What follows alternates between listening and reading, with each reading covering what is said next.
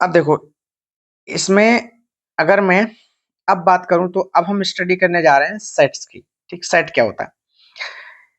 देखो, बहुत ही इंपॉर्टेंट। और आप ये समझिए, ये मतलब this is the we can say जान है मैथमेटिक्स की। ठीक है, मतलब very very basic thing, very important thing. किसी भी क्वेश्चन में अगर आप मतलब चाहे वो किसी भी लेवल का हो, ठीक, सेट की नॉलेज आपको होनी ही चाहिए, जो भी चीजें इससे रिलेटेड है। क्योंकि इसके बगैर आप बहुत सारे प्रॉब्लम्स नहीं समझ पाएंगे, नहीं समझ पाएंगे क्या है नहीं है। क्योंकि किसी भी नंबर को, किसी भी टर्म को, किसी भी ऑब्जेक्ट, किसी भी मतलब इक्वेशन को, एक्सप्रेशन को हम सेट के फॉर्म में रिप्रेजेंट कर सकते हैं। Very important. ठीक है, तो सेट की बेसिक नॉलेज बच्चे को 11 से सिखाई जाती है। ठीक है, तो ये बहुत ही फंडामेंटल थिंग है जो सभी को पता होना चाहिए। सेट क्या है? सेट बहुत बड़ा चैप्टर नहीं है, लेकिन ये बहुत इंपॉर्टेंट है आगे जितनी भी चीजें हम पढ़ेंगे उनको समझने के लिए। ठीक है, देखो ध्यान से। तो मैं ये कह रहा हूं कि भाई सेट है क्या? अगर मैं डेफिनेशन की इसकी बात करूं, व्हाट इज सेट, तो आप कहेंगे set is the set is the well defined well defined collection of object. ठीक है, well defined collection of object. Object का ऐसा कलेक्शन जो वेल डिफाइंड हो। ठीक है, अब ऐसे कौन कौन से कलेक्शन है, कौन किस कलेक्शन को हम वेल डिफाइंड कहेंगे, किसको नहीं कहेंगे? तो सबसे इंपॉर्टेंट यही है कि अगर मैं दो, जैसे दो मान लीजिए मैंने आपको डेफिनेशन दी, तो दोनों डेफिनेशन में आपको ये बताना है कि कौन सेट को डिफाइन कर रहा है, कौन सेट को डिफाइन नहीं कर रहा है, यानी कि किस स्टेटमेंट के लिए सेट डिफाइंड होगा, किसके लिए नहीं होगा। मान लीजिए मैं आपको छोटी सी बात कह रहा हूँ। मैंने कहा कि एक क्लास है। ठीक है, एक क्लास है, उसमें मैंने कहा a set of students, a set of students who got more than more than 90% marks। ठीक है, a set of students who got more than 90% marks। तो ये एक वेल डिफाइंड है। किसी भी क्लास में कोई पर्टिकुलर बच्चे ही होंगे जिन्होंने 90% प्लस मार्क्स स्कोर किए होंगे, तो ये एक वेल डिफाइंड स्टेटमेंट है। इसको हम सेट कह सकते हैं। अब देखो, सेट किसे नहीं कहेंगे? मैंने कहा दूसरा स्टेटमेंट में लिख रहा हूं। मैंने कहा the best student the best student of the class. ठीक है, द बेस्ट स्टूडेंट, ये मैं कह रहा हूँ कि ये मैंने कहा set of three best students, ऐसा लिख सकते हो। Set of three best students of the class. तो क्लास के तीन बेस्ट स्टूडेंट का सेट बनाओ। तो ये वेल डिफाइंड नहीं है, जानते हो क्यों? क्योंकि बेस्ट हम ऐसे नहीं बता सकते। बेस्ट भाई, बेस्ट का मतलब ऐसा नहीं है कि जिस बच्चे के मार्क्स हाईएस्ट आ गए वो बेस्ट हो गया। जरूरी थोड़ी है। मान लीजिए कि साल में 3 बार टेस्ट हुआ, कभी कोई फर्स्ट आया, कभी कोई सेकंड आया, तो हो सकता है वो केवल स्टडी में बेस्ट हो सकता है कोई दूसरा बच्चा स्पोर्ट्स में बेस्ट हो सकता है कि दूसरा बच्चा म्यूजिक में बेस्ट हो। अलग अलग फील्ड्स हैं। तो हम किसी के बेस्ट नेचर को जज नहीं कर सकते। ठीक है, उसके कोई पैरामीटर नहीं है कि ये ज्यादा अच्छा है, ये ज्यादा अच्छा नहीं है, ये अच्छा है ना। तो ये नहीं बता सकते। जिस तरह से मैंने ये कहा कि set of top three singers of Bollywood, three singers of Bollywood.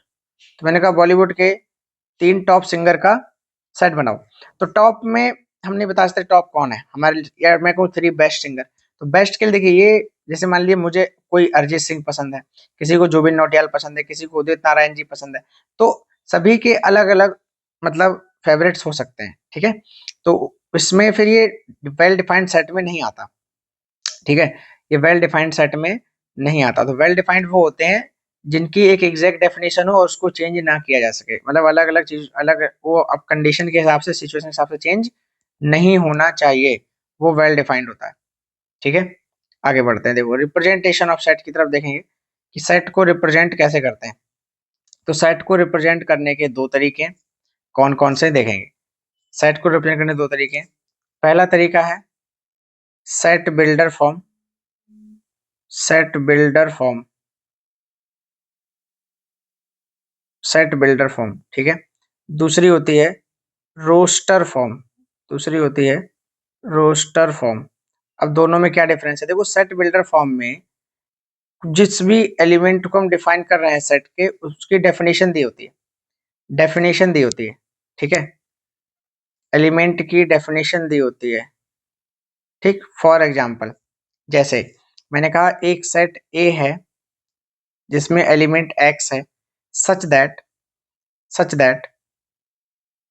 X जो है एक नेचुरल नंबर है।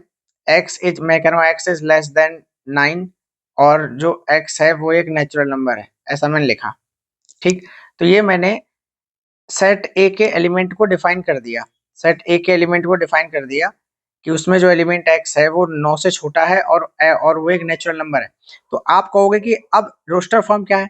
तो रोस्टर फॉर्म मतलब मैं उस सेट में सारे एलिमेंट ही लिख दूं। जैसे ये सेट ए था, तो अगर मैं इसके सारे एलिमेंट लिख दूं तो आप कहोगे 9 से छोटे नेचुरल नंबर कौन कौन से? 1 2 3 4 5 6 7 8, ये हो गए, ठीक है, ये हो गए। तो ये हमारा पूरा मैंने सेट ही लिख दिया रोस्टर फॉर्म में, ठीक है, ये सेट ही लिख दिया। तो ये जब मैं किसी भी सेट में सारे एलिमेंट लिख देता हूँ तो वो एक रोस्टर फॉर्म बन जाती है। अगर मैं उसकी डेफिनेशन को लिख रहा हूँ तो वो सेट बिल्डर फॉर्म है। सेट बिल्डर मतलब सेट को बिल्ड करने वाली फॉर्म, ठीक है। तो डेफिनेशन दे रखी है तो वो एक सेट बिल्डर फॉर्म है। इन दोनों में कोई डिफरेंस, मतलब कोई कंफ्यूजन नहीं होना चाहिए। सेट बिल्डर फॉर्म मतलब इसमें किसी भी एलिमेंट की डेफिनेशन गिवन हो। रोस्टर फॉर्म वो होती है जिसमें उस सेट के सारे एलिमेंट ही गिवन हो, ठीक है। एंड द मोस्ट इंपॉर्टेंट कि सेट को रिप्रेजेंट करने, एक सेट के लिए करली ब्रैकेट का ही यूज करते हैं, ध्यान रखेंगे, ठीक है। करली ब्रैकेट का ही यूज करेंगे, ध्यान रखेंगे, ठीक है। तो सेट को ऐसे हम रिप्रेजेंट करते हैं। अब देखो कार्डिनल नंबर क्या है? कार्डिनल नंबर का मतलब होता है कि it is the number of elements present in a set.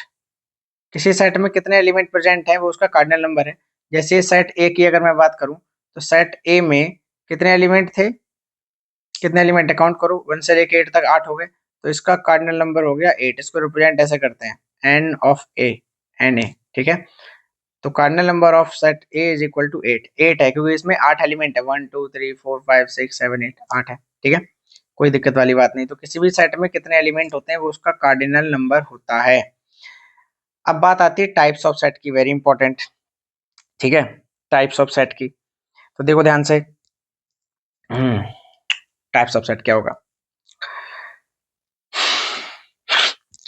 मैं कह रहा हूं सबसे पहले एम्प्टी सेट। एम्प्टी सेट क्या है? ए set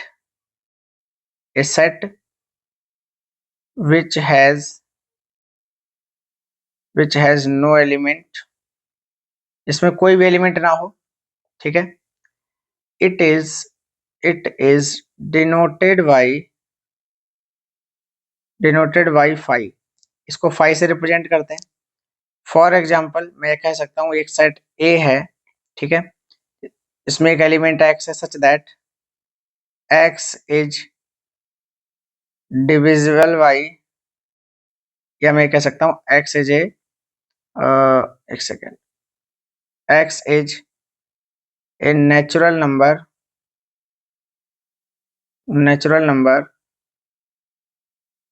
less than 5 and divisible by 6 and divisible by 6। तो 5 से छोटा एक नेचुरल नंबर है जो 6 से डिवाइड हो रहा है, वो x है। तो आपको पता है 5 से छोटा कोई भी नंबर 6 से डिवाइड नहीं होगा जो कि एक नेचुरल नंबर हो। तो a एक एम्प्टी सेट हो गया, a इज इक्वल टू 5। 5 मतलब इट हैज नो एलिमेंट, ठीक। 5 कोई एलिमेंट नहीं है, 5 एक सेट है। हम एम्प्टी सेट को 5 से डिनोट कर रहे हैं, ठीक है। तो कभी भी एम्प्टी सेट की बात आएगी तो it will be always denoted by 5, right. देखो सिंगलटन सेट क्या होता है? सिंगलटन सेट मैंने कहा a set which contain only one element, only one element, जिस सेट में केवल एक ही एलिमेंट होगा वो सिंगलटन सेट होता है, ठीक है। फॉर एग्जाम्पल, मैंने कहा सेट ए, ठीक है, is equal to x such that, x such that such that x belongs to natural number and x is less than 2, ठीक है। तो x एक नेचुरल नंबर है और x 2 से कम है, तो आप कहोगे 2 से कम नेचुरल नंबर एक ही है जो कि है 1, ठीक। तो ये एक सिंगलटन सेट हो गया क्योंकि इस सेट के अंदर केवल एक ही एलिमेंट आ रहा है, इस सेट के अंदर केवल एक ही एलिमेंट आ रहा है, तो ये क्या हो गया, एक सिंगलटन सेट हो गया। अब मैं बात कर रहा हूँ फाइनाइट एंड इनफाइनाइट सेट की, फाइनाइट एंड इनफाइनाइट सेट की। देखो फाइनाइट सेट वो होते हैं, अगर मैं फाइनाइट सेट को डिफाइन करूंगा तो मैं कहूंगा a set which contains finite number of elements, finite number of element मतलब इतने एलिमेंट जिनको हम काउंट कर सकते हैं, फाइनाइट नंबर ऑफ एलिमेंट्स, तो फाइनाइट सेट है, ठीक है। जैसे मैंने कहा कोई सेट ए है तो आप इसमें एलिमेंट काउंट कर सकते हो ना, 1 2 से लेके 100 तक, तो इसमें 100 एलिमेंट हो गए, काउंटेबल है, तो एक फाइनाइट सेट हो गया। मैंने कहा इनफाइनाइट सेट क्या है, ठीक है, तो ए सेट, इनफाइनाइट सेट वो होगा ए set which contains infinite number of elements, which contains infinite number of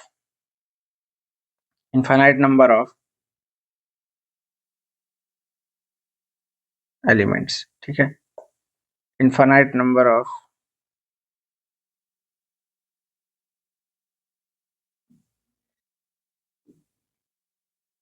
elements, ठीक है। अब इनफाइनाइट सेट में बहुत सारे सेट को मैं आपको समझाऊंगा, ध्यान देखना, ठीक है। इनफाइनाइट सेट में बहुत सारे सेट को समझेंगे, देख लेना ध्यान से। जैसे इनफाइनाइट सेट कौन कौन से हमें पता होने चाहिए, देखो इनफाइनाइट सेट में सबसे पहले, ठीक है, ध्यान से देखो, सबसे पहले मैं कह रहा हूं देखो set of real numbers it is denoted by r, set of rational number it is denoted by q, set of integers मैं भी लिख दूंगा इनको, ये z होता है, set of natural number n होता है, ठीक है। तो ये सेट है, इन सेट में आप ये कहेंगे कि भाई r जो है this is the infinite set of all real number, जितने भी रियल नंबर हैं सबका सेट है ये। अगर कहीं पर r लिखा है, r का मतलब r is the set of all real numbers, ठीक है, रियल नंबर के लिए बात कर रहा है कि जितने भी एलिमेंट उस सेट में होंगे वो सारे के सारे रियल नंबर हैं, ऐसा है ना। नेक्स्ट मैं कह रहा हूं कि Q क्या है, Q is the set of all rational numbers, set of all rational numbers, ठीक है, रैशनल नंबर्स। ये सिंबल्स हैं, हर क्वेश्चन में सेम ही सिंबल यूज होते हैं, ऐसा नहीं कहीं पे आर रियल नंबर के सेट को आर लिया, कहीं एस ले लिया, कहीं पी ले लिया, ऐसा नहीं है, फिक्स है, ठीक। Z is the set of all integers, सभी इंटीजर का जो सेट है वो जेड है, ठीक। एन क्या है, N is the set of all rational numbers, all rational numbers, ठीक। एक और लिखा देता हूं, आगे आप पढ़ोगे, C is the set of all complex number, complex number अभी आपको नहीं पता है, आगे मैं आपको पढ़ाऊंगा, set of all complex number. Complex number जो है वो रियल भी हो सकते हैं और नॉन रियल भी हो सकते हैं, ठीक है, कॉम्प्लेक्स नंबर रियल भी हो सकते हैं और इमेजिनरी भी हो सकते हैं। तो set of all complex number, ठीक है, सारे कॉम्प्लेक्स नंबर का जो सेट होता है उसको हम सी से नोट करते हैं, नेचुरल नंबर के, अरे क्या लिख दिया मैंने, लिखने में मिस्टेक हो गई, नेचुरल को रैशनल लिख दिया, सॉरी।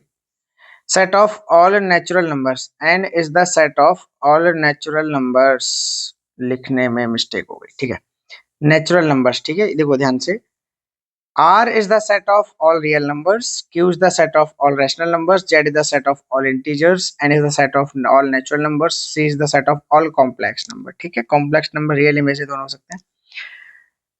तो ये आपको अच्छे से समझ लेना है, याद कर लेना है. ठीक है, कि कौन सा सेट, कौन सा सिंबल किस सेट को रिप्रेजेंट कर रहा है, किन नंबर्स के सेट को रिप्रेजेंट कर रहा है. ठीक है, ये सभी इनफाइनाइट सेट हैं. these all are the infinite sets. ये सारे के सारे इनफाइनाइट सेट हैं. ये सभी इनफाइनाइट सेट्स हैं, इनफाइनाइट सेट. ठीक है, कोई दिक्कत वाली बात नहीं, बहुत आसान है. फिर आगे बढ़ते हैं. देखो इक्वल सेट. इक्वल सेट क्या है? इक्वल सेट से पहले इक्विवेलेंट सेट को समझते हैं. देखो इक्विवेलेंट सेट मैंने कहा सेट ए एक लिखा है, यहाँ पर कुछ एलिमेंट है 1 2 3. दूसरा एक सेट लिखा है सेट बी, यहाँ लिखा है 3 4 5. ठीक है, तो अगर दो सेट कुछ इस तरह से हैं, ठीक है, तो आप ये कहोगे कि ए और बी दो इक्विवेलेंट सेट होंगे अगर उनका कार्डिनल नंबर सेम है, यानी कि same number of elements they have. जैसे 3 एलिमेंट यहाँ है तो 3 ही यहाँ है, तो ये इक्विवेलेंट सेट हो गए. और इक्वल सेट क्या होता है कि कार्डिनल नंबर भी सेम होना चाहिए और एग्जैक्टली सेम एलिमेंट वो कंटेन करने चाहिए. एग्जैक्टली सेम एलिमेंट वो कंटेन करने चाहिए, तो वो हो जाते हैं इक्वल सेट. जैसे मैंने कहा कि सेट ए है 1 2 3 और सेट बी है, ये भी हो जाए 1 2 3, तो ये कार्डिनल नंबर भी सेम है, एग्जैक्टली एलिमेंट भी सेम है, तो ये इक्वल सेट हो गए और ये इक्विवेलेंट सेट हो गए. देखिए नेक्स्ट है सबसेट्स. राइट, देखो सबसेट क्या होता है, बहुत ध्यान समझना है ना. मैं कहूंगा मेरे पास एक सेट है ए, ठीक है, इसमें एलिमेंट है 1 2 3 4 5. ठीक, एक दूसरा सेट है बी जो कि है 1 2 3, इसमें 3 एलिमेंट है. एक और सेट में ले लेता हूँ, मैंने कहा सी एक सेट है, इसमें 1 और 5 एलिमेंट है. ठीक, तो ऐसे सेट, ठीक है, मैं कह रहा हूं कि अगर सेट बी के सभी एलिमेंट देखो सेट ए में बिलोंग कर रहे हैं, है ना, 1 2 3 आए, 1 2 3 आए, तो मैं कहूंगा कि सेट बी जो है वो एक सबसेट है सेट ए का. ये सबसेट का सिंबल है ना, इस तरह से. ये इट्स नॉट सी, ये सबसेट का सिंबल है. ठीक है, B is subset of A. ठीक है, कब होगा ये? implies that all elements of B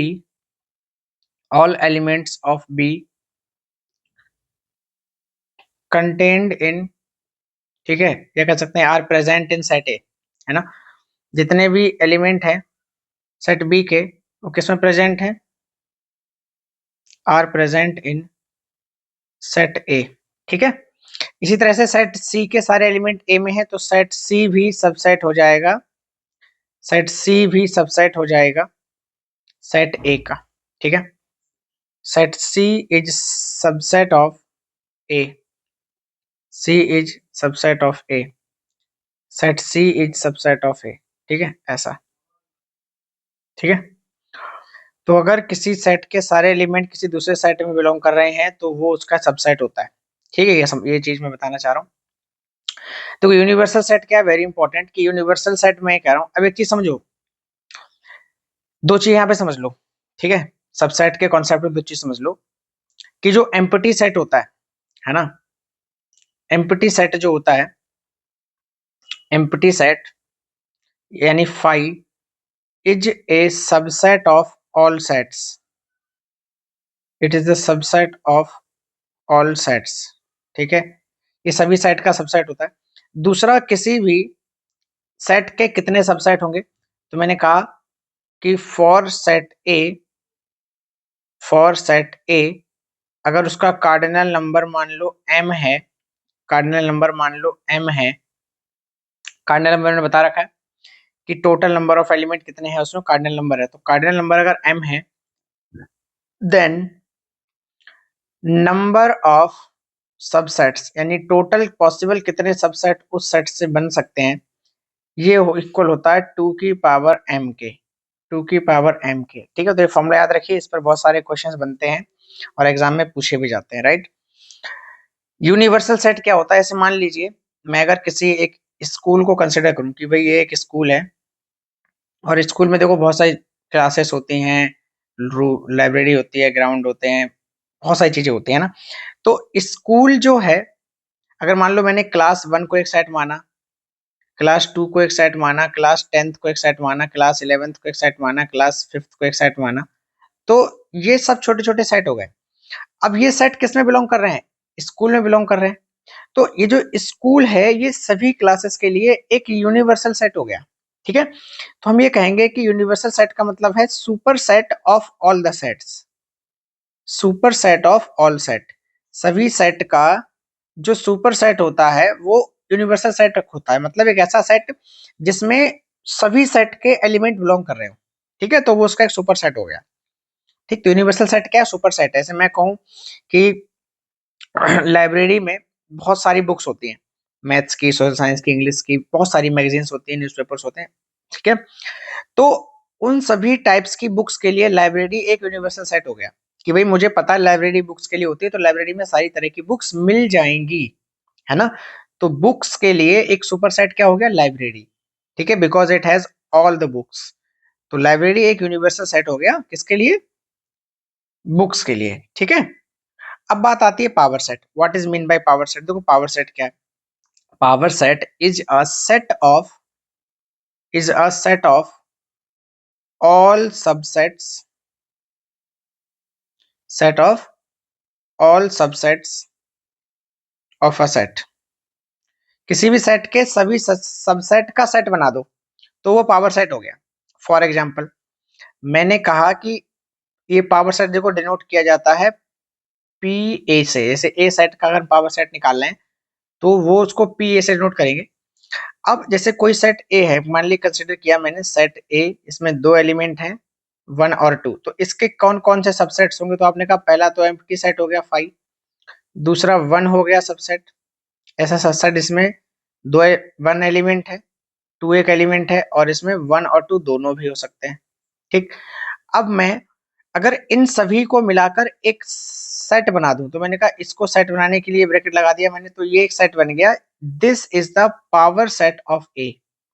तो किसी सेट के जितने भी एलिमेंट होंगे, ठीक है, मतलब जितने भी सबसेट होंगे, अगर मैं उनका एक सेट बना देता हूं तो वो पावर सेट बन जाता है। ठीक है, अब अगर ये बात करें कि पावर सेट में कितने एलिमेंट होंगे, ठीक है, तो देखो पावर सेट में उतने ही एलिमेंट होंगे जितने उस सेट के सबसेट बनेंगे।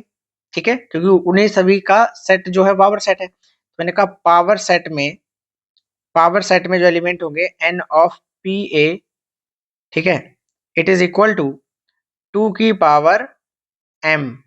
कब, जब इस सेट में m एलिमेंट है, तो सेट ए में अगर m एलिमेंट है तो 2 की पावर m उसके पावर सेट में एलिमेंट होंगे, क्योंकि उतने ही सबसेट होते हैं। तो जितने भी सबसेट होते हैं सभी का आपने एक सेट बना दिया, तो वो उस सेट का पावर सेट हो गया। ठीक है, आपको पता होना चाहिए, कोई दिक्कत वाली बात नहीं, बहुत आसान है। ठीक है, अब बात आती है operation on set, very important, बहुत ध्यान समझना। ठीक है, सेट्स में ऑपरेशन कैसे देखते, चीजों को कैसे समझते, देखो पहले मैं आपको छोटी चीज समझा दूं, एक चीज समझ लो, वेन डायग्राम क्या होता है। ठीक, यहाँ पे देखो वेन डायग्राम, ठीक, छोटा सा, अगर आप वेन डायग्राम को समझ जाएंगे तो आपके लिए चीजें समझना आसान होगा। वेन डायग्राम, ठीक, जैसे मैं कह रहा हूं कि ये एक यूनिवर्सल सेट है, ठीक है, और यहाँ पर दो सेट है, एक सेट ये है, दूसरा सेट ये है। ठीक है, अब इसमें ये सेट ए हुआ, ये सेट बी हुआ। ठीक है, अब सेट ए में कुछ एलिमेंट हो सकते हैं, एक यहाँ पर है, एक यहाँ पर है, एक यहाँ पर है, एक यहाँ पर है। ठीक है, दूसरा सेट बी में यहाँ यहाँ यहाँ कुछ एलिमेंट है। देखो सेट बी में ये सारे एलिमेंट काउंट हो रहे हैं, सेट बी में ये सारे एलिमेंट काउंट हो रहे हैं। ठीक है, और सेट ए में ये सारे एलिमेंट काउंट हो रहे हैं। ठीक है, तो आप ये कहोगे कि मैं कह रहा हूँ सेट बी के ये एलिमेंट है, ठीक है, सेट बी में ये एलिमेंट है और सेट ए में ये एलिमेंट है। ठीक है, तो आप ये कह सकते हो कि ये जो एलिमेंट है, एक एलिमेंट जो दिख रहा है, ये ऐसा है जो दोनों में आ रहा है, ठीक। बट अगर मैं इनके टोटल की बात करूं कि भाई ए से बी तक कितने एलिमेंट हैं, तो ये एलिमेंट एक ही बार तो काउंट होगा भाई, टोटल में अगर मैं देख रहा हूँ ए और बी में, ठीक है। तो ये मैंने एक सेट को रिप्रेजेंट, दो सेट को रिप्रेजेंट किया है जिसमें एक एलिमेंट ऐसा है जो दोनों में कंसिडर हो रहा है, ठीक। ये वेन डायग्राम मतलब मैंने आपको समझा दिया कि कोई सेट, दो सेट है, कोई तीसरा सेट भी हो सकता है, चार सेट भी हो सकते हैं, तो सेट के लिए वेन डायग्राम का रिप्रेजेंटेशन है। और जरूरी नहीं है कि उसमें कोई कॉमन एलिमेंट मिले ही, दोनों सेट अलग अलग भी हो सकते हैं। तो देखो पहला ऑपरेशन मेरे पास है यूनियन ऑफ टू सेट, दो सेट का यूनियन कैसे फाइंड करते हैं, बहुत आसान। मैंने कहा कि भाई एक सेट मैंने लिखा सेट ए जिसमें कुछ एलिमेंट है 1 2 3 4, दूसरा मैंने सेट बी लिखा इसमें एलिमेंट है 3 7 8 9, ठीक। अब मुझे इसका यूनियन निकालना है, यूनियन का जो सिंबल है वो ये है, ठीक है। और इसको लिखेंगे ए यूनियन बी। तो आप कहोगे, अच्छा एक चीज और आपको बता दूं कि repetition of element is not allowed in set. इसका क्या मतलब हुआ कि देखो अगर किसी सेट को मैं ऐसे लिख रहा हूं कि 1 1 2 2 3, तो आप ये नहीं कहोगे इसमें पांच एलिमेंट है, बिल्कुल नहीं, इसमें तीन ही एलिमेंट है, क्योंकि कोई भी एलिमेंट रिपीट नहीं करेगा, तो it will be written as 1 2 3 only. तो ये दोनों ही इक्वल माने जाते हैं, दोनों इक्वल है, ठीक है। और सेट को रिप्रेजेंट करने का सही तरीका ये है सेकंड वाला, ये नहीं है, क्यों, क्योंकि repetition of element not allowed in a set, ठीक है। एक चीज समझो, तो आप ये कह सकते हैं कि भाई ए यूनियन बी, तो मैंने कहा एलिमेंट इसमें देखो वन आएगा, ठीक है, एलिमेंट इसमें वन आएगा, मैंने कहा 1 2 3 4 7 8 9, दोनों को मिलाकर जितने भी एलिमेंट है सारे इसमें लिख दो, और कोई भी एलिमेंट रिपीट नहीं होना चाहिए, मतलब तीन जैसे दो बार आ रहा था तो उसको एक ही बार लिखना है यहाँ पर, ठीक। तो this is the union of two sets, ठीक, यूनियन हो गया। दूसरा इंटरसेक्शन क्या है, इंटरसेक्शन जैसे मैंने आपको वेन डायग्राम समझाया कि भाई ये वेन डायग्राम था, ठीक है। देखो जरा, ये हमने एक यूनिवर्सल सेट हो गया, ठीक है। और ये एक सेट हो गया, दूसरा ये एक सेट हो गया, ठीक है, दो सेट है। तो मैंने कहा कि ये सेट ए है, ये सेट बी है, ये सेट ए है, ये सेट बी है। तो अब यहाँ पर ये जो पोर्शन आपको दिख रहा है ये वाला, this is the intersection portion, ऐसा पोर्शन जो दोनों में आ रहा है, कॉमन पोर्शन, ठीक है। ये इंटरसेक्शन होगा दोनों सेट का, और अगर इस पूरे को ज्वाइन करा देंगे तो वो ए यूनियन बी हो गया। तो इंटरसेक्शन पोर्शन में केवल ऐसे एलिमेंट को कंसीडर करते हैं जो दोनों सेट में हैं। जैसे मैंने कहा मान लो एक सेट ए दे रखा है 1 2 3 9 10, दूसरा सेट है बी इसमें एलिमेंट है 3 9 5 11 6, ठीक है। ऑर्डर से कोई मैटर नहीं करेगा, ऑर्डर भी अगर आप चाहे 1 को पहले लिखो 2 को पहले लिखो, उससे कोई फर्क नहीं है, सेट एक ही माना जाता है। तो मैंने ये कहा कि दोनों का इंटरसेक्शन, तो A intersection B is the set of all common element. तो आप देखोगे तो दो ही कॉमन एलिमेंट है, एक 3 है और एक 9 है, तो 3 और 9, this is the intersection of set A and B, दो सेट का इंटरसेक्शन। तो ये जो कॉमन पोर्शन है बस ये देखना होता है, ठीक है। चलो, अब मान लीजिए दो सेट अगर डिसजॉइंट है, डिसजॉइंट क्या होगा, देखो ध्यान से, डिसजॉइंट सेट का मतलब है दो सेट अगर डिसजॉइंट है, जैसे मान लीजिए, है ना, देखो डिसजॉइंट, एक सेट ये हो गया, ठीक है,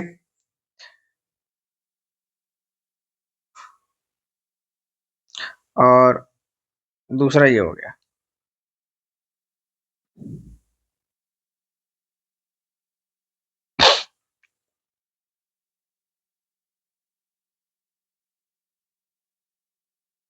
दूसरा ये हो गया, ठीक है, दो सेट है। तो मैंने कहा एक सेट है हमारे पास ए, दूसरा सेट है बी। अब ये इंटरसेक्ट ही नहीं कर रहा है, इसमें कोई भी कॉमन नहीं है। तो अब इस तरह के जो सेट होते हैं उनका जो इंटरसेक्शन होगा, अगर मैं इनका इंटरसेक्शन कुछ कोई कॉमन एलिमेंट है ही नहीं, तो आप कहोगे A intersection B is equal to 5, मतलब no element they have common, right. कोई भी कॉमन एलिमेंट उनके पास नहीं है, तो इसका मतलब है इनका इंटरसेक्शन 5 है। ठीक है, देखो difference, difference of set, difference समझना बहुत आसान है, डिफरेंस समझना बहुत आसान है। मैंने कहा ये दो सेट में आपको बना के दिखा रहा हूं। ठीक है, देखो ध्यान से,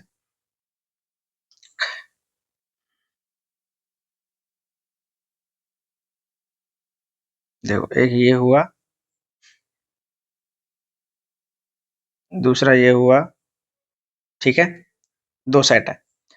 अब यहां पे एक चीज समझो कि भाई ये सेट ए है, ये सेट बी है, और मुझे सेट ए में से सेट बी माइनस करना है। सेट ए ये पोर्शन है, ठीक है, ये सेट ए का पोर्शन है, इसमें से बी माइनस करना है। तो बी में अगर माइनस करने की बात करूंगा तो केवल वही पोर्शन तो माइनस करूंगा जो कॉमन है, यानी ये वाला पोर्शन हटा दूंगा मैं, ये पोर्शन, ये वाला, समझ रहे हो आप या नहीं? ये पोर्शन हटा दूंगा, ठीक है, यही पोर्शन हटेगा बस, ये वाला पोर्शन। तो ये क्या, ये इंटरसेक्शन पोर्शन हुआ। तो अगर मैं ये कह रहा हूं कि a माइनस बी मुझे निकालना है, तो a माइनस बी का मतलब है a minus A intersection B, common portion निकलेगा। ठीक, जैसे मान लीजिए सेट ए लिखा है 1 2 3 4 5, और सेट बी लिखा है 7 3 4 9, और मैं कह रहा हूं कि we have to find set A minus B, difference फाइंड करना है। तो ए में से बी माइनस करेंगे, तो जो कॉमन है, कॉमन है देखो 4 और 3, तो ए में से 3 4 हटा दो, तो क्या बचेगा 1 2 5, ये आ गया ए माइनस बी। और अगर मुझे बी माइनस ए फाइंड करना हो तो मैं कहूंगा बी में से 3 4 हटा दो, दैट इज 7 और 9। ठीक है, तो अब आप अगर देखोगे तो ये वाला जो पोर्शन है, ये इतना पोर्शन है ना, ये इतना पोर्शन, ये रिप्रेजेंट, ये पूरा जो मैंने ब्लैक सेट कर रखा है, ये पूरा रिप्रेजेंट कर रहा है ए माइनस बी को, और इधर वाला जो ब्लैक मैंने सेट कर रखा है ये रिप्रेजेंट कर रहा है बी माइनस ए को। तो वेन डायग्राम समझना भी बहुत इंपॉर्टेंट है। ठीक है, बहुत इंपॉर्टेंट है, कोई दिक्कत वाली बात नहीं है, आगे बढ़ते हैं। ठीक है, अब आता है सिमेट्रिक डिफरेंस। देखो सिमेट्रिक डिफरेंस क्या होता है, जैसे ये आपके पास मैंने दो साइड बना दिए, साइड ए और बी। अब ये जो ये वाला जो पोर्शन है, देखो सिमेट्रिक डिफरेंस, देखो ये पोर्शन, ठीक है, ये जो साइड किया मैंने ब्लैक से, और ये पोर्शन जो मैंने इधर साइड किया है ब्लैक से, ये वाला। ठीक, मतलब बेसिकली क्या है कि ये जो ए यूनियन बी है, ए यूनियन बी है, इसमें से ए इंटरसेक्शन बी माइनस कर देना है। ठीक है, तो ये हमारा रह जाता है सिमेट्रिक डिफरेंस, इसको हम ए डेल्टा बी से रिप्रेजेंट करते हैं, ये सिमेट्रिक डिफरेंस है। अगर मैं दो साइड के यूनियन में उसके डिफरेंस को माइनस कर दूं, मतलब यूनियन में उसके इंटरसेक्शन को माइनस कर दूं, तो वो उसका सिमेट्रिक डिफरेंस देता है। बात समझ आ गई? ठीक है, वो उसका सिमेट्रिक डिफरेंस देता है। तो ये हमारा सिमेट्रिक डिफरेंस के लिए हो गया, ये वाला जो पोर्शन है वो सिमेट्रिक डिफरेंस को रिप्रेजेंट करेगा। ठीक है, आगे बढ़ते हैं। वेरी इंपॉर्टेंट कि कॉम्प्लीमेंट ऑफ ए सेट, एक सेट का कॉम्प्लीमेंट क्या होता है। तो आप कहोगे कॉम्प्लीमेंट जो है वो कुछ इस तरह से होगा कि ये यूनिवर्सल सेट है, यूनिवर्सल में सारे आ रहे हैं। ठीक है, जैसे मैंने कहा एक यूनिवर्सल सेट मैंने लिया 1 2 3 से लेके 100 तक है, ये यूनिवर्सल सेट दे रखा है, और एक सेट दे रखा है ए 1 2 3 4 और 5 तक। तो कॉम्प्लीमेंट ऑफ सेट ए का मतलब है, मैंने कहा कॉम्प्लीमेंट ऑफ सेट ए की अगर मैं बात कर रहा हूं तो इसका मतलब है नॉट ए, नॉट ए, ए नहीं होना चाहिए, बाकी सारे हो सकते हैं। तो अगर मैं इसके कॉम्प्लीमेंट की बात करूंगा तो it is denoted by A dash, it is equal to U minus A, मतलब यूनिवर्सल में ए को हटा दो तो जो बचेगा वो पूरा उसका कॉम्प्लीमेंट हो जाएगा। ठीक है, तो आपने कहा कि 1 से लेके 100 तक था, तो 1 से लेके 5 तक माइनस कर दूंगा, तो 6 7 8 9 से लेके अप टू 100 तक, this is the complement of set A, ये सेट ए का कॉम्प्लीमेंट है। ठीक है, तो बहुत आसान है कॉम्प्लीमेंट को समझना, इनकी अभी प्रॉपर्टीज भी आएंगी आगे, आपको समझाऊंगा मैं। ठीक है, अब देखो ये इंपॉर्टेंट रिजल्ट है, इंपॉर्टेंट रिजल्ट है, क्या है इंपॉर्टेंट रिजल्ट में देखो जरा। जैसे a माइनस ए है, तो अगर आप a में से a माइनस कर दो क्या बचेगा? कुछ नहीं बचेगा, 5 रह जाएगा। a में से 5 माइनस करोगे, 5 मतलब एम्प्टी, तो a ही बचेगा। ठीक है। यूनियन का कॉम्प्लीमेंट, तो मैंने कहा देखो यूनियन का, सॉरी यूनिवर्सल का कॉम्प्लीमेंट, तो यूनिवर्सल में अगर यूनिवर्सल माइनस करेंगे तो क्या बचेगा? 5 बचेगा। ठीक है, तो ये 5 आ गया complement. A union A complement, अब देखो ए यूनियन ए कॉम्प्लीमेंट, मैंने कहा ए यूनियन ए कॉम्प्लीमेंट का मतलब है यू माइनस ए, तो अगर ए में यूनियन ए का ही कॉम्प्लीमेंट ऐड करेंगे तो यूनिवर्सल सेट आ जाएगा ना भाई। आप ये समझो, देखो यहाँ देखो, ये यूनिवर्सल सेट है, ठीक, ये सेट ए है, तो इस सेट ए का कॉम्प्लीमेंट क्या होगा? बाहर वाला पोर्शन, मतलब ए नहीं है उसके अलावा पूरा है, ये हो जाएगा। ठीक, इस तरह से। और आप कहोगे कि ए क्या है? सेट ए ये है, तो अगर ए और ए डैश का यूनियन कर देंगे तो वो तो फिर यू ही आ गया ना, पूरा फाइनल पूरा बन गया ना, ये तो पूरा कवर हो गया। ठीक है, तो वही मैं कह रहा हूँ कि ए डैश और ए का यूनियन जो है, यानी ए और ए कॉम्प्लीमेंट का यूनियन यू ही रहेगा, यानी कि यूनिवर्सल सेट रहेगा। 5 डैश का क्या हो जाएगा? 5 डैश का एम्प्टी का मतलब यूनिवर्सल, उसका कॉम्प्लीमेंट यू हो गया। ए इंटरसेक्शन ए डैश, तो इंटरसेक्शन ए और ए कॉम्प्लीमेंट में कोई भी कॉमन एलिमेंट हो ही नहीं सकता, क्योंकि ए का मतलब सेट ए है और ए डैश मतलब नॉट ए, तो ए है ही नहीं, तो कोई कॉमन एलिमेंट होगा ही नहीं, तो 5 आ गया। ये property, this is commutativity of union, this is associativity of union, this is commutativity of intersection, this is associativity of intersection. ठीक है, ए इंटरसेक्शन ए में ए का इंटरसेक्शन ए ही रहेगा, सारे एलिमेंट कॉमन रहेंगे। ठीक, ये देखो this is intersection distributivity of intersection over union. ठीक है, तो ये इंटरसेक्शन का डिस्ट्रीब्यूटिविटी है ओवर यूनियन, तो ये हो जाएगा ए इंटरसेक्शन बी। ठीक है, यूनियन ए इंटरसेक्शन सी। इसी तरह से distribution of union over intersection, ये ऐसे ओपन होगा। इनको बोलते हैं डी मॉर्गन्स लॉ, ये डी मॉर्गन लॉ है, डी मॉर्गन्स लॉ। ठीक है, डी मॉर्गन्स लॉ, देखो ये यूनियन ए यूनियन बी का जो होल कॉम्प्लीमेंट होता है वो ए कॉम्प्लीमेंट बी कॉम्प्लीमेंट का इंटरसेक्शन होता है, ऐसे ही इंटरसेक्शन का होल कॉम्प्लीमेंट इनके इंडिविजुअल कॉम्प्लीमेंट का यूनियन होता है। अगर हम किसी भी सेट का 2 बार कॉम्प्लीमेंट निकाल लेंगे तो वही सेट वापस आ जाएगा, यानी ए कॉम्प्लीमेंट का कॉम्प्लीमेंट ए ही होता है। ठीक है, ये कुछ प्रॉपर्टी है। अब देखो वेरी इंपॉर्टेंट भाई, इंटरवल नोटेशन, बहुत अच्छी चीज समझाने जा रहा हूँ, बहुत ध्यान सुनना। ठीक, जैसे इंटरवल नोटेशन का क्या मतलब है? देखो इंटरवल नोटेशन मतलब है, 2 तरह के इंटरवल हम पढ़ने वाले हैं अभी। ठीक, अभी मैं एक बन बन आपको समझाऊंगा। जैसे मैंने कहा, एक मुझे पढ़ना है क्लोज इंटरवल, ठीक है, एक मुझे पढ़ना है क्लोज इंटरवल, और एक मुझे पढ़ना है ओपन इंटरवल। कहाँ पर कौन सा इंटरवल यूज करेंगे, इंटरवल का क्या कॉन्सेप्ट है, ये समझेंगे। ठीक, जैसे मान लीजिए एक नंबर लाइन मैंने आपको बताई कि भाई ये एक नंबर लाइन है, ठीक है, और ये कोई नंबर है, मान लीजिए 2 है। अब मैं कह रहा हूं कि x की जो वैल्यू है वो 2 से बड़ी है, ठीक है, और एक तरफ मैं कह रहा हूं कि x की जो वैल्यू है वो 2 के बड़ी भी हो सकती है और इक्वल भी हो सकती है। ठीक है, इक्वल भी हो सकती है, मैं कह रहा हूँ यहाँ इक्वल कर लो और यहाँ ऐसे लिख लो कि 2 से बड़ी है, इक्वल नहीं है ऐसा। ठीक, देखो, तो इस केस में अगर आप ये कहोगे, तो मैं इसके सॉल्यूशन सेट की अगर बात करूंगा, ध्यान से देखना, तो आप कहोगे x की वैल्यू 2 हो सकती है और 2 से बड़ी हो सकती है। इधर जाएंगे हम, सॉल्यूशन सेट रहेगा। अब ये सॉल्यूशन बना कैसे, कि मैं इस एरो से समझाना चाह रहा हूँ कि x की वैल्यू जो है वो 2 हो सकती है, तो 2 पर अगर मैं अगर कभी भी इन इक्वालिटी में इक्वालिटी होल्ड हो रही है, इक्वालिटी होल्ड हो रही है, तो क्लोज इंटरवल लगाएंगे। कब लगाएंगे close interval? When equality holds, when equality holds.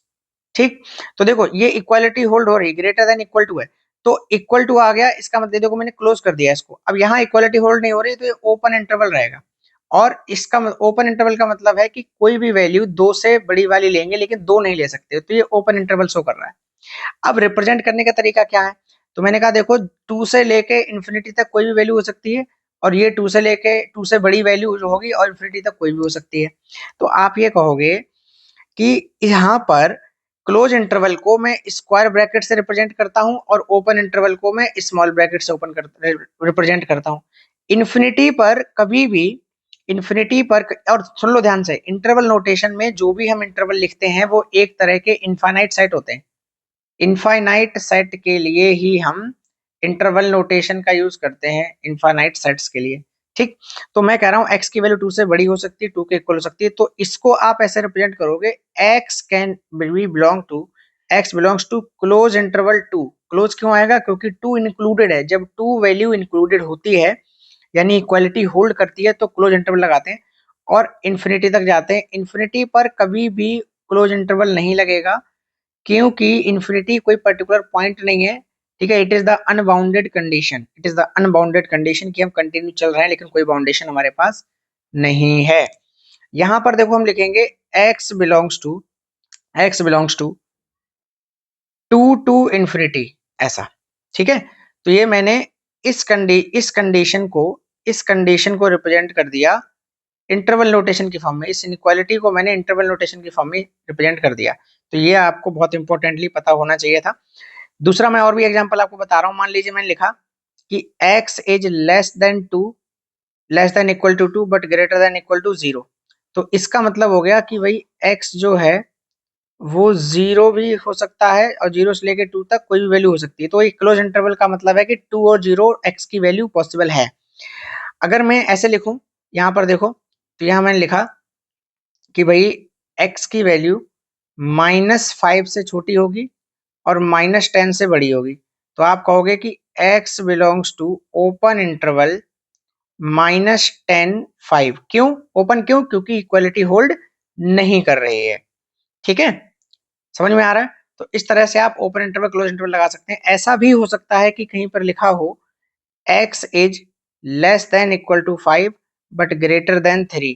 तो इसका मतलब इधर ओपन है इधर क्लोज है, तो 3 और 5, तो इधर क्लोज इंटरवल लगाएंगे इधर ओपन लगाएंगे क्योंकि 3 इंक्लूड नहीं हो रहा है जबकि 5 वैल्यू इंक्लूड हो रही है। तो कौन सी वैल्यू हम इंक्लूड कर रहे हैं उस पर को क्लोज इंटरवल आएगा। जहां इंक्लूड नहीं हो रही है वैल्यू उसको हम ओपन इंटरवल से डिनोट करेंगे। तो इसका मतलब 3 इंक्लूडेड नहीं है, 5 इंक्लूडेड है। जहां पर इक्वालिटी होल्ड करेगी वहां क्लोज इंटरवल आएगा, इक्वालिटी होल्ड नहीं करेगी तो ओपन इंटरवल रहेगा। तो ये चीज आपको समझनी पड़ेगी। ठीक है, तो क्लोज इंटरवल ओपन इंटरवल कहाँ यूज करने, इस चीज को समझना है। अब यहाँ पे एक चीज और समझो, जैसे दो इंटरवल है मेरे पास और दोनों इंटरवल को मुझे यूनियन से रिप्रेजेंट करना है। मान लीजिए कोई सॉल्यूशन सेट है, बहुत ध्यान समझना। ठीक, कि जैसे मैं कह रहा हूँ ये एक नंबर लाइन है, देखो।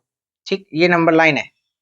अब मैं ये कह रहा हूँ कि ये देखो ये है 1, ये है 5 और ये है 3।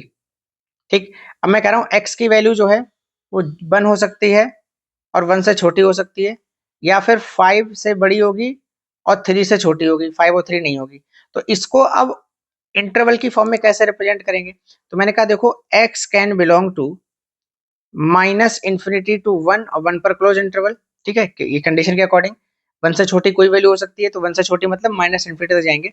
और दूसरा इंटरवल है हमारे पास 5 से 3, तो 5 से 3 तो ओपन है, 5 और 3 ले नहीं सकते। एक मिनट सॉरी, 3 इधर कैसे आ जाएगा, 8 हो गया, 5 और 8। ठीक है, तो ये 5 है और 8 है, तो 5 से 8 के बीच में कोई वैल्यू ले सकते हैं। तो मैंने कहा कि 5 से 8 तक कोई वैल्यू ले सकते हैं, तो यहाँ लग जाएगा यूनियन। ठीक है, यहाँ लग जाएगा यूनियन, तो ये आ गया।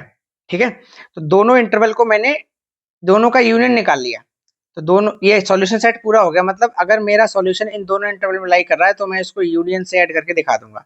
ठीक है, अभी आगे मैं इनइक्वालिटी पढ़ाऊंगा तो आपको क्लियर हो जाएगा, कोई दिक्कत वाली बात नहीं है। इसी तरह से मान लीजिए और भी एग्जांपल्स हो सकते हैं।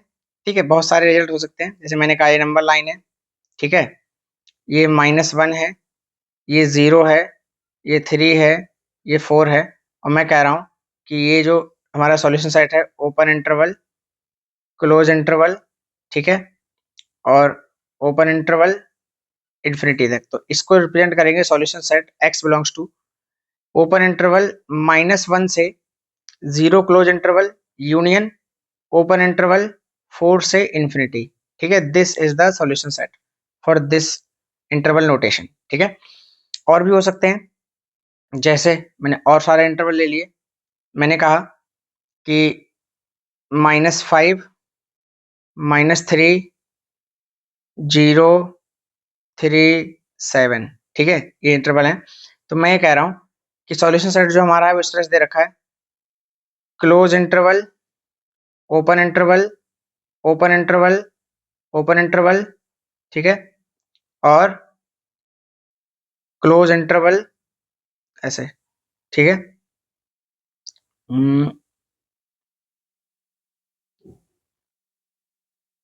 क्लोज इंटरवल, ठीक है, इन्फिनिटी तक जा रहा है। तो अब देखो ध्यान से, आप ये कहोगे कि इसके लिए सॉल्यूशन सेट रहेगा that is x belongs to close interval, है ना,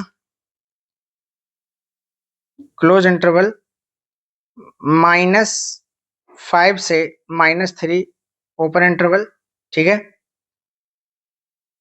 union open interval 0 to 3 open interval, union close interval 7 से इन्फिनिटी। तो यहाँ 3 इंटरवल बने, 1 2 3, तीनों का यूनियन निकाल लिया तो x की वैल्यू हमारी इसमें बिलोंग करेगी।